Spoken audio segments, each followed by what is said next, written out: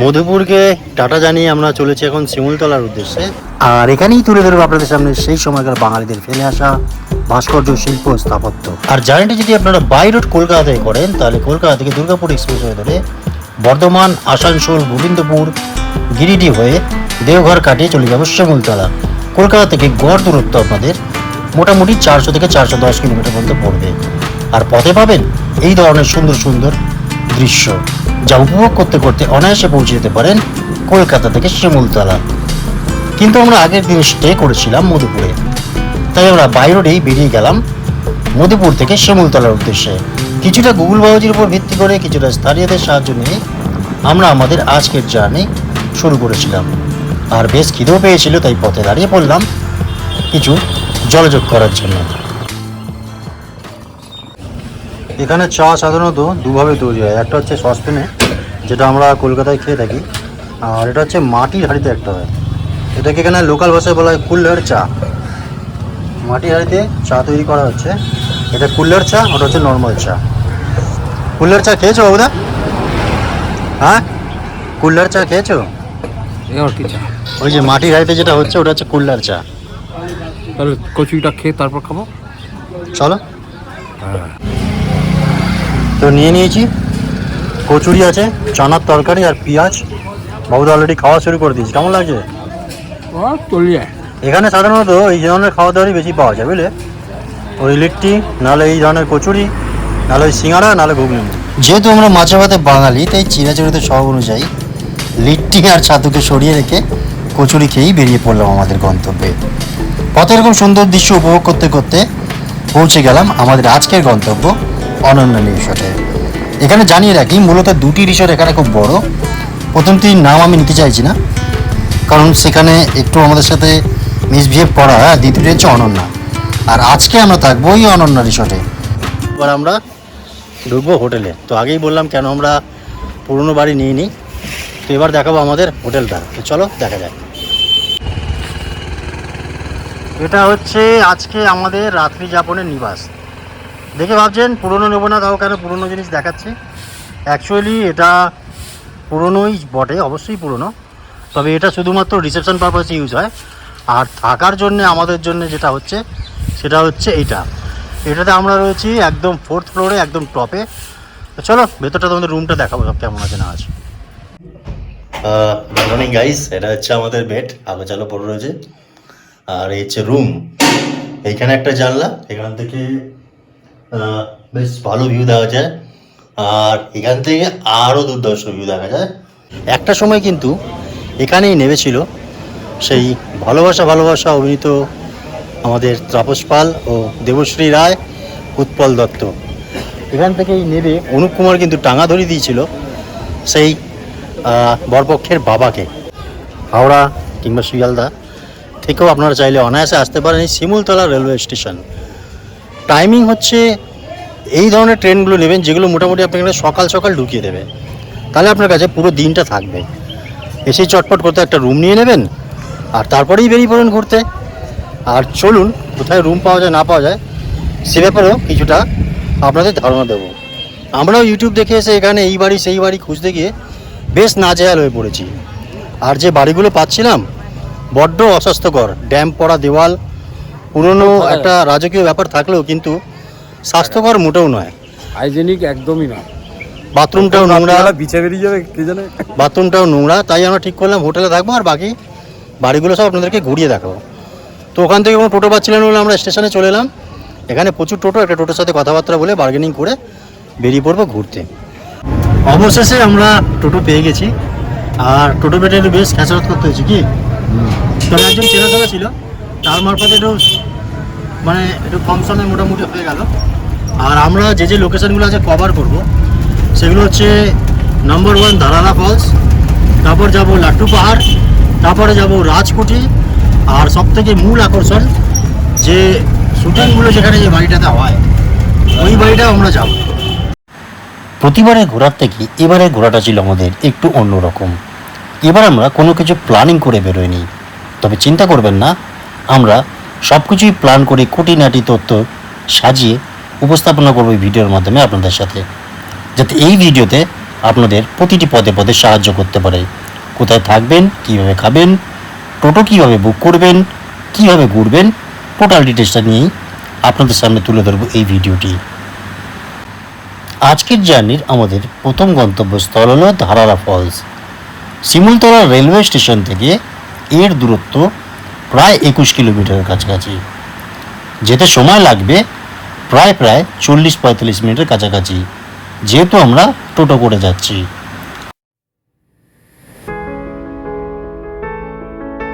যতদূর চোখ যায় রুক্ষতা, নীরবতা, পাথরের মাটি ছাড়া আর কিছুই চোখে পড়ে না। এখানে যেন আমরা একলা, আর যেন কেউ নেই। প্রকৃতির এই মায়াবী রূপ, এই নীরবতা, স্নিগ্ধতা, শান্ততা এক আলাদাই অনুভূতি দেয়।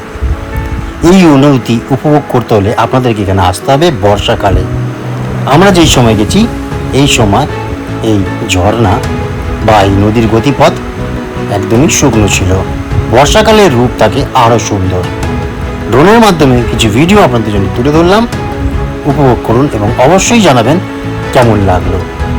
এখানে আমরা অনেকটা সময় কাটিয়ে ফেলেছিলাম। এই রূপ, এই সৌন্দর্য দেখে আর ফিরতে ইচ্ছা করছিল না, তাই আমাদের এখানে অনেকটাই দেরি হয়ে গেছিল। মনে হয় না আজকে বাকি জায়গাগুলো আমরা কভার করতে পারবো। দেখা যাক কতটা কি কভার করতে পারি। ঠিক যেমন ভাবা তেমন ফল। ওখানে অনেকটা সময় কাটিয়ে দেওয়ার দরুন বাকি জায়গাগুলো দেখার জন্য আজকে আমাদের কাছে পর্যাপ্ত সময় নেই।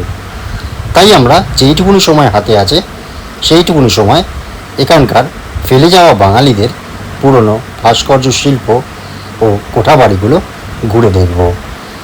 তারপর বাকি স্পটগুলো ঘুরে নেব আমরা কালকে। তো আসুন ঘুরে দেখি সেই ফেলে আসা ইতিহাসগুলি।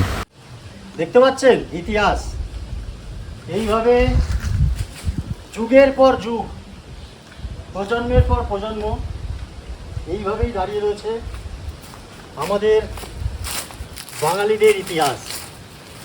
কোনো ছোট কথা নয়, কিন্তু এই ইতিহাসে সাক্ষী থাকতে হলে, ইতিহাস জানতে হলে আসতে হবে বিহারের সিমলা অর্থাৎ শিমুলতলা। কেমন লাগলো অবশ্যই জানাবেন। টানা দুদিন ধরে গাড়ি চালিয়ে বেশ ক্লান্ত, তাই আর নামলুম না। টোটোতেই দেখে নিলুম ফেলে আসা বাঙালিদের বাড়িগুলি। এই বাড়িগুলির মধ্যেই কিছু কিছু বাড়ি আবার থাকার জন্য ভাড়া দেওয়া হয়, সেটা আপনাদেরকে গিয়ে কথা বলে নিতে হবে। বেশ কয়েকটা ইউটিউব ঘেটে কয়েকটা বাড়ির ফোন নম্বর নিয়ে আমরা ফোনও করেছিলাম থাকবো বলে, কিন্তু ফোন কেউ ধরেনি এবং যে বাড়িগুলো পেলাম সেগুলিতে থাকার কোনো ইচ্ছা আমাদের করলো না, তাই আমরা হোটেলে চলে গেছিলাম। আর আপনারা চাইলে বাড়ি বেচে দেখে শুনে থাকতেও পারেন, টোটালটাই সেটা আপনাদের ওপরে। এমন নয় যে থাকার মতন পরিস্থিতি বা পরিবেশ নেই, আমরা কিন্তু থাকতে সাহস পাইনি।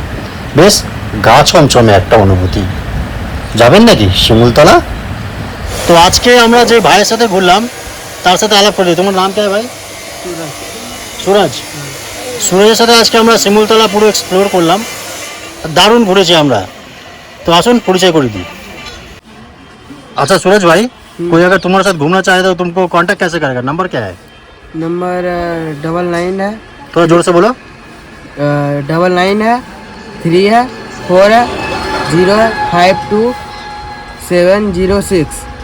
अच्छा, फोन करने से तुम घुमा देंगे पूरा। हाँ ঠিক আছে, তাহলে আপনারা ভাইয়ের সাথে যোগাযোগ করে চলে আসবেন।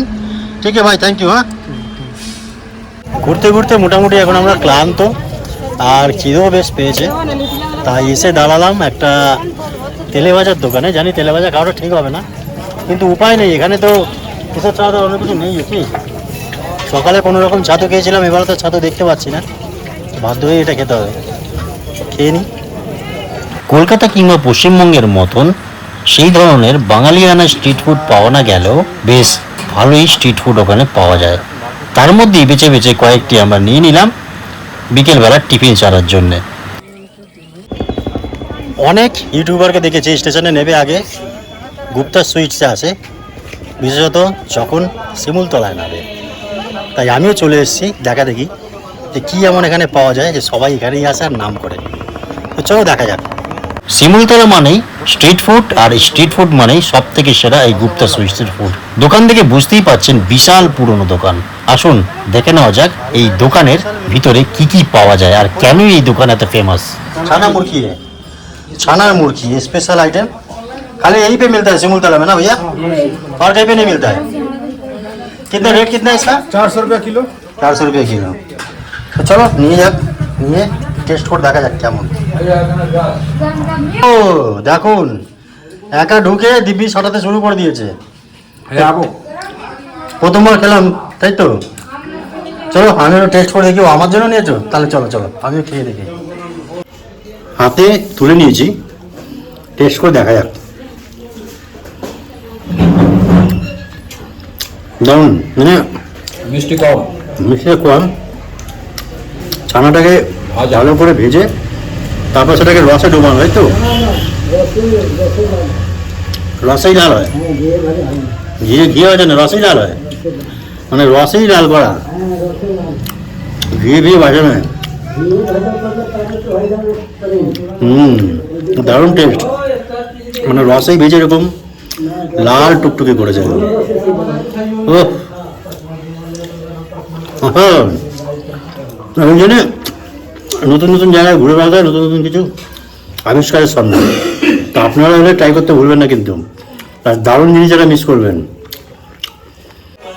তো আমরা এখন গুপ্তা সুইটসে খাওয়া দাওয়া করলাম, খাওয়া দাওয়া মানে মিষ্টি খেলাম।